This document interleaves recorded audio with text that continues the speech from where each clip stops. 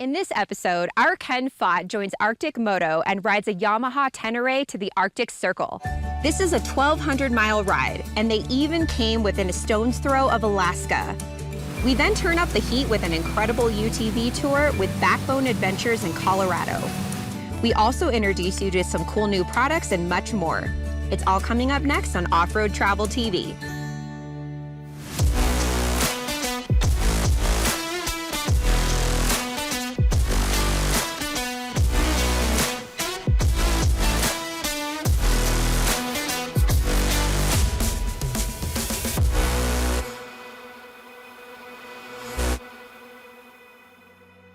Off-Road Travel TV, presented by Progressive. Progressive insures over 8.9 million boats, motorcycles, snowmobiles, and RVs throughout America. By Beta, the official motorcycle of Off-Road Travel TV. By MX and Off-Road Tours, adventure done right. And by Overland Expo, the world's premier event series for adventure travel enthusiasts. Canada offers some of the most beautiful scenery in North America and tons of adventure. Our Ken Fott recently joined Arctic Moto on a 1,200-mile ride on adventure bikes from Whitehorse in the Yukon Territory to Inuvik. I've traveled all over the world on motorcycles, but have never ridden more than a week straight. This adventure is going to take me to new places and let me travel to the edge of our continent. I'm doing this with a tour group that I've never met before, and I'm really looking forward to it. Arctic Motorcycle Adventures was founded in 2018. It's been a lifetime passion of mine to be able to guide riders through the north. I've got an extreme soft spot for the Yukon and northern Canada, and I just really wanted to showcase the world what we have to offer. For this adventure, I was lucky enough to be able to ride this Yamaha Tenere. It's a single-cylinder, water-cooled, 700cc four-stroke. Arctic Moto provides everything you need on this all-inclusive tour, and that really gives you peace of mind as a rider.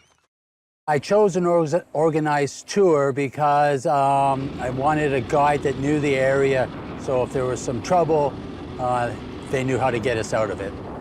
To me, it's very important to have support because I'm always impressed by the guys that come up here and have no support and they bag and travel in with their own gear. To have a truck behind you, knowing you have a way out, and cheating with a Starlink connection always provides a big comfort level. So things work a little bit differently here in the north. Regardless of all the technologies that we may have, we do run into challenges, you know, like some of the gas stations that may be a 24-hour card lock. That card lock's been broke down for 6 months at a time. And we have a saying here, on Yukon time. And that's really what a person has to do. We got to slow down. We got to go with the pace of what's available to us because we truly don't have any other options.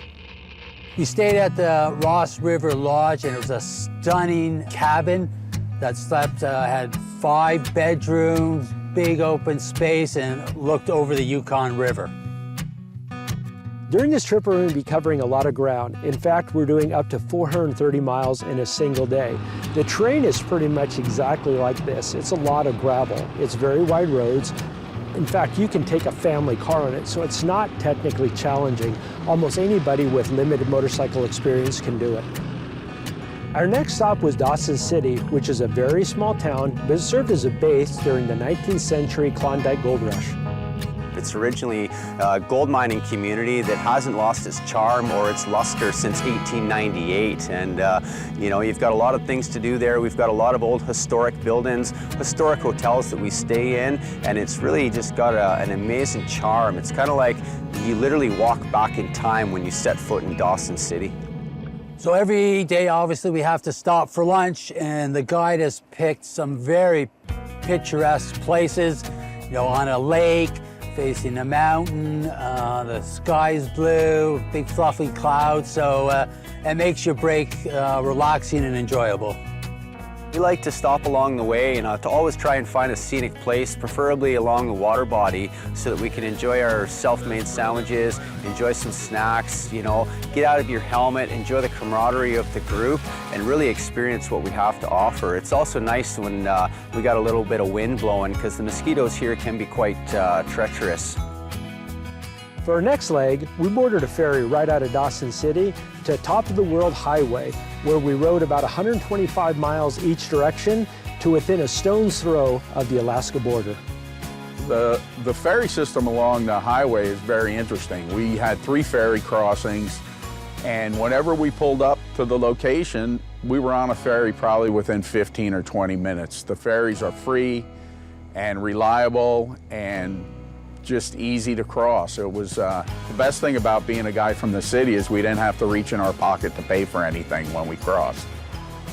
Yeah, so here in the north, you know, we've got a lot of challenges with the construction season. Obviously, we've only got a few short months to look after the road, and again, with us being so far north, we've got a lot of shifting and heaving from the permafrost, and those guys do a really good job. You know, they keep the road moving. They've got some amazing operators up here that really try and cater to the riders and to the cars along the way, because our services are so far in between that if they weren't doing a good job, we'd have a lot of carnage along the way.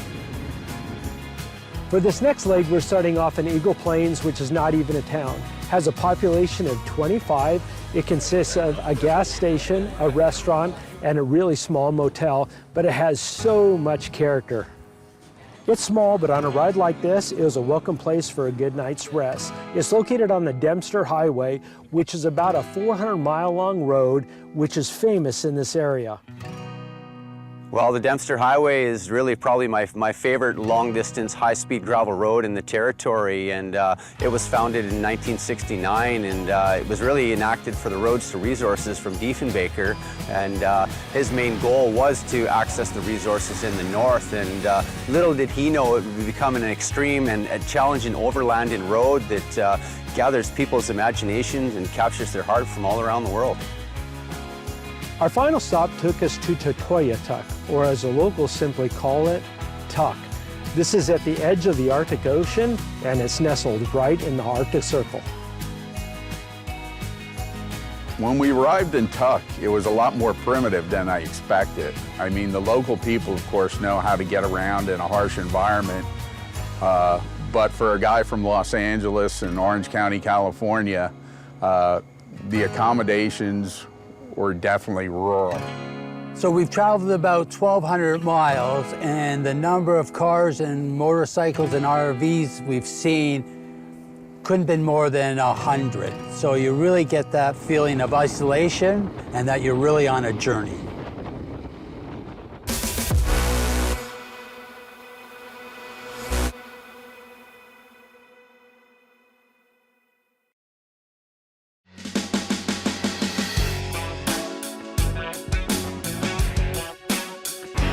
Adventure bikes are one of our favorite forms of off-roading, and we are addicted. The bikes cover a lot of ground, can hit triple-digit speeds, and offer a lot of performance. The drawback is they can weigh several hundred pounds more than a dual-sport motorcycle and are very vulnerable to crash damage. And since a bike like this KTM 890 built by Rottweiler Performance is about $25,000 with all the parts and accessories, you want to do everything possible to protect it. One of the best pieces of armor we have found are these RNG Adventure Bars. They are designed to protect the engine and bodywork, made of 1-inch diameter steel tubing, and have matching orange powder coat finish and come with all the necessary hardware for mounting. This set costs less than $400 and can be installed with basic tools in about half an hour. We got our set from Revzilla.com, which sells a wide variety of accessories for your motorcycles, UTVs, and ATVs. For more information, check out offroadtraveltv.com. We'll see you out on the trail.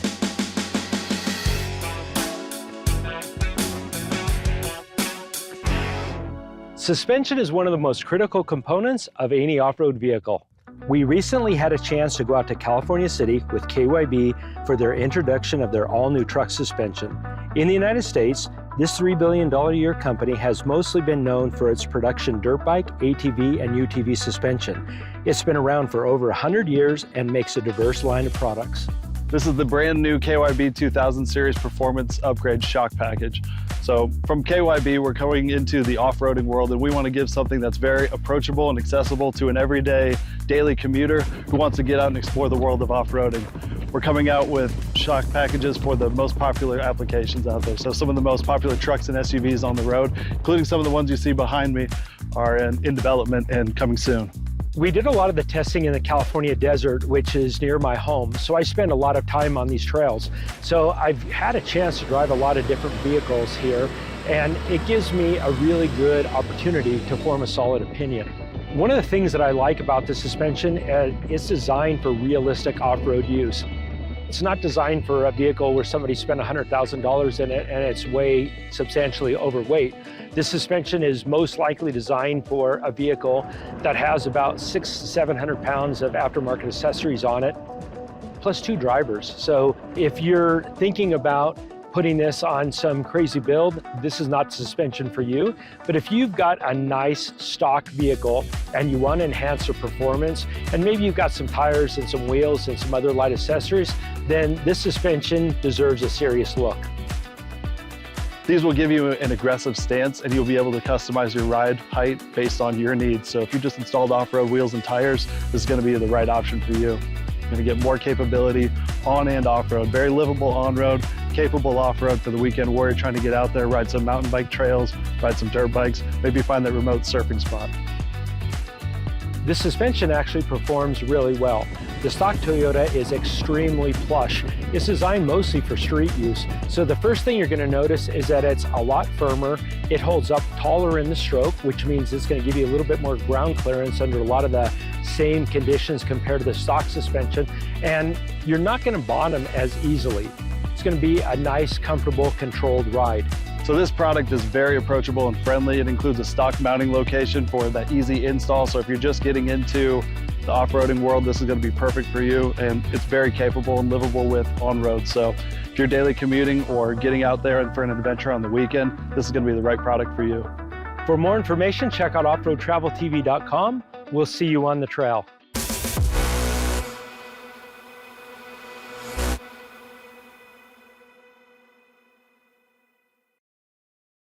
Colorado is one of our favorite states for off-road, and we have explored all 4 corners. Our Ken Fott and Katharina Bertolino recently met up with Backbone Adventures to drive UTVs for several days around the Estes Park area and can't wait to return again. Although we love route planning and GPS, we also appreciate guided tours where someone handles all the details for you. After all, one of our goals is to introduce new people to off-road, and there's no better way than with an organized tour where all the equipment is provided. You basically just show up, have some driver instruction, and hit the trails. I started Backbone Adventures 15 years ago just because I grew up here in the Rocky Mountains doing that, riding dirt bikes and ATVs, and loved it so much that, you know, I wanted to be able to do that for a living, but more so just bring it to other people who aren't from here to be able to experience the Rocky Mountains in the way that I did and love. I think what surprises people the most about my company or the experience is when you show up and you're actually engulfed in it. You can see the view, but when you're actually inside of it and it's all around you, the whole experience is around you, that's when it really kind of comes to life. It just really doesn't mean as much until you're actually there in it. Colorado is the definition of rugged. It's very evident with the extreme terrain and the unpredictable weather. The scenery in Colorado is surreal to me. Between the mountains and the snow and the ice and the water and the flowers, second to none. Colorado is one of my favorite places to go for off-roading because they have such an amazing trail system. For Backbone Adventures, they have 2 different locations. The first location, which is their primary, has a lot of fun trails. It's not a whole lot of mileage, but you can go back and forth on it. You can spend a good quality day learning the trail systems, seeing beautiful sights. They have incredible overlooks. They have a lot of fun, tight trails, a lot of rocks and different things over there, and a lot of really smooth sections. The second location, you have to trailer up, you have to drive the vehicles over there, but it's really impressive. You can spend the full day and never drive the same trails twice. We work really closely with our customers when they check in to help them choose what they want to experience and how they want to experience it. So we'll help you select a trail system that's best for you based on your skill level and what you want to see. I personally love UTVs because they're easy to drive, incredibly durable, and can handle most terrain. They also offer an incredible overall value, are relatively inexpensive to maintain compared to other 4-wheel drive machines, and create a huge fun factor.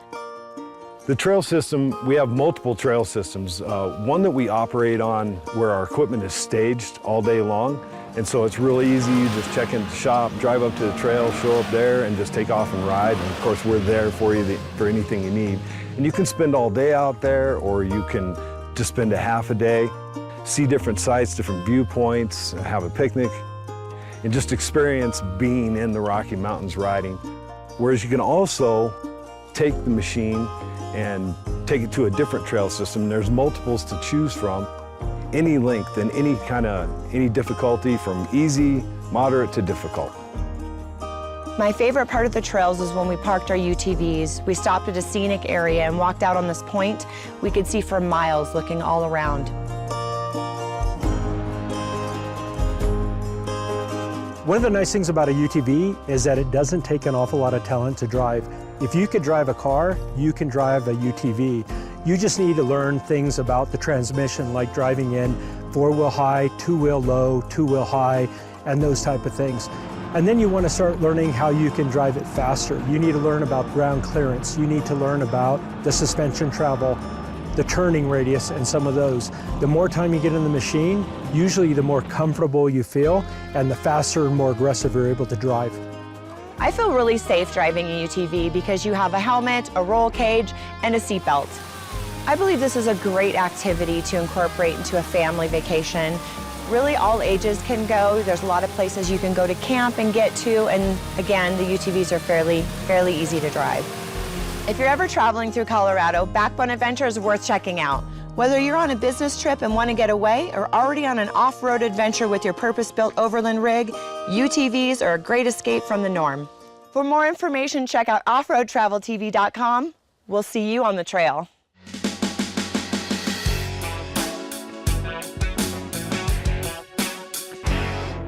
We're back to show you some of our favorite products to make your life better on and off the trail. So growing up around motorsports, it was beat into me to always wear a helmet. And in order to do that, I was always taught two things. Wear a safe helmet from a quality manufacturer and wear something that's comfortable, so you actually wear it.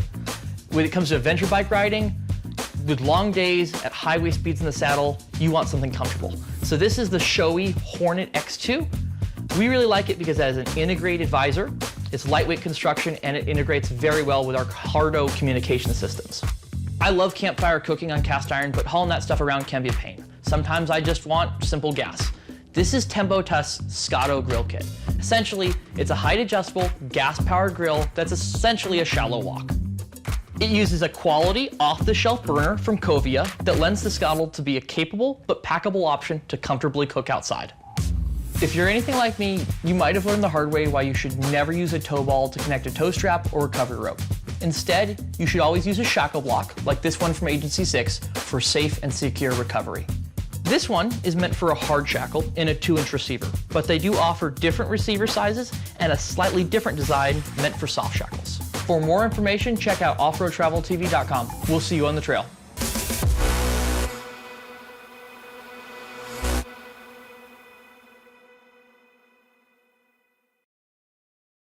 Electric technology continues to change the world, and there's no better example than Bonnell's 775 MX mountain bike.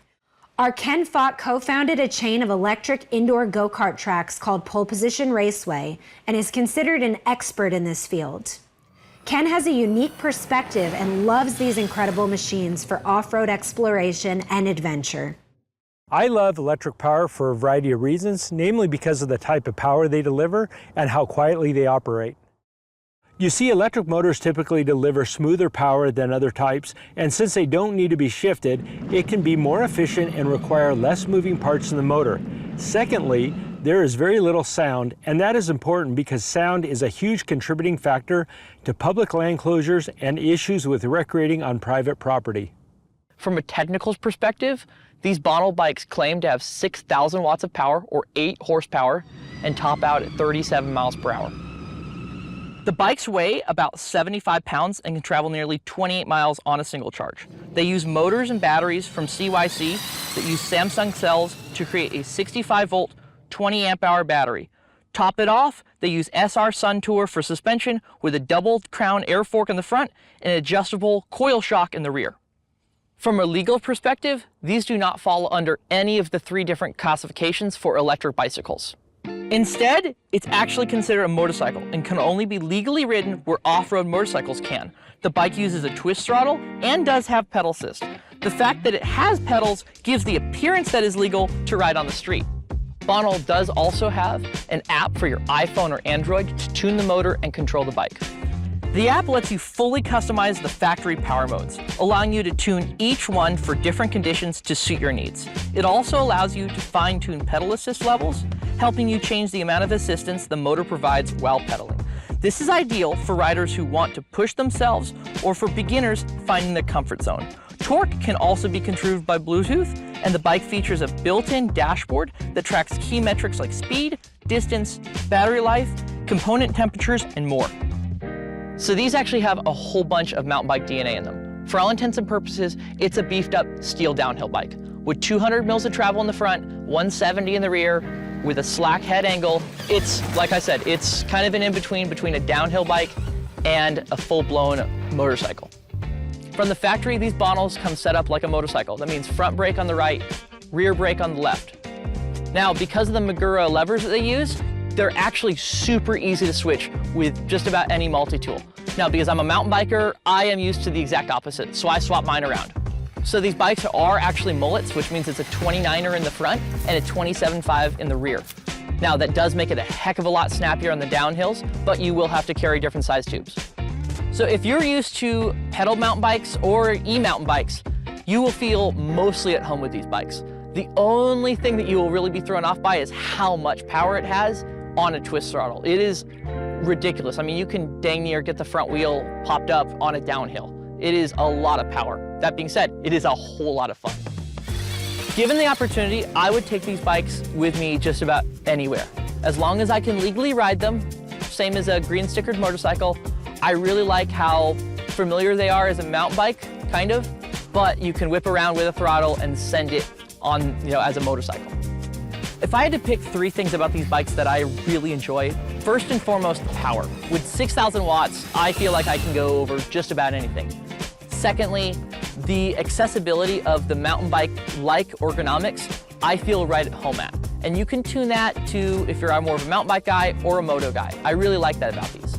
Last of all, the price. At $5,500, these are really affordable compared to some really high-end or even middle-of-the-road e-mountain bikes.